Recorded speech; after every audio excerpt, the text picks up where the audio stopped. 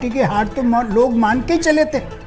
सब लोग ये माने बैठे थे कि अब का रूलिंग पार्टी हार गई। तो अगर रूलिंग पार्टी जीत रही है तो ये क्रेडिट उसको जाता है, उनके वर्करों को जाता है, उनके मैनेजमेंट को जाता है। उनके जो विप्लव देव ने बतलाया कि वो इतने कॉन्फिडेंट थे कि 35 सीटों पे।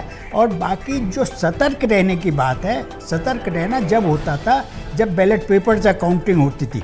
एक की गट्ठर बनाया, दूसरे के गट्ठर में आ गया। डॉक्टर लोहिया 400 कुछ वोटों से चुनाव जीत गए।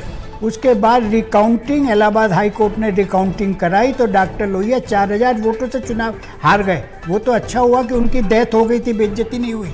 वरना डॉक्टर लोहिया जैसे, क्योंकि सोशलिस्ट पार्टी के जो विचार के लोग थे उन्होंने एक गट्ठर उठा। लेकिन ईवीएम में क्या हुआ, ईवीएम में तो बटन दबता है और वोट सामने आ जाती है। इसमें आदमी का सतर्क रहना, ना सतर्क रहना। कोई ईवीएम का बक्सा उठा के तो नहीं भग जाते, उसमें तो बक्सा उठा के भग जाते थे। तो इसलिए वो जो जनमानस का, हम ये बात माननी पड़े, कम से मैं तो अपने लिए मान रहा हूँ कि मैं इसमें फेल रहा कि जनमानस का मूड पढ़ने के कि जनमानस क्या चाहता है, या आपने अपने आप को हराने के लिए तय कर लिया हो कि भाई हमें तो जनमानस कांग्रेस के लिए चाहता है, कांग्रेस कहती है नहीं हमें नहीं, हमें तो कोई संगठन नहीं चाहिए। संगठन तो अब बीजेपी पे भी कोई इलेक्टेड संगठन पहले भी नहीं था, अब भी नहीं है। आरएसएस की, जैसे उस दिन बंसल साहब ने भी कहा कि शाखाएं कहाँ लगती है।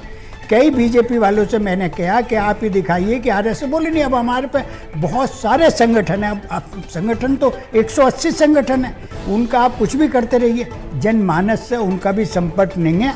अब तो रामचंद्र जी के भरोसे और कुछ है नहीं, राम भरोसे चुनाव जरूर हो गया, राम भरोसे। जी वीरेंद्र जी, आपके पास मैं आ रहा हूँ, अब तक आवाज पहुंच रही है। तो ये विरासत की सियासत में तमाम नए चेहरे, युवा चेहरों को जगह दी गई और तमाम वो चेहरे चुनावी मैदान में हैं जो अपने पिताजी की, अपने दादाजी की विरासत को संभाल रहे हैं। इसे अब तक के रुझानों के हिसाब से किस तरीके से देखा जाए?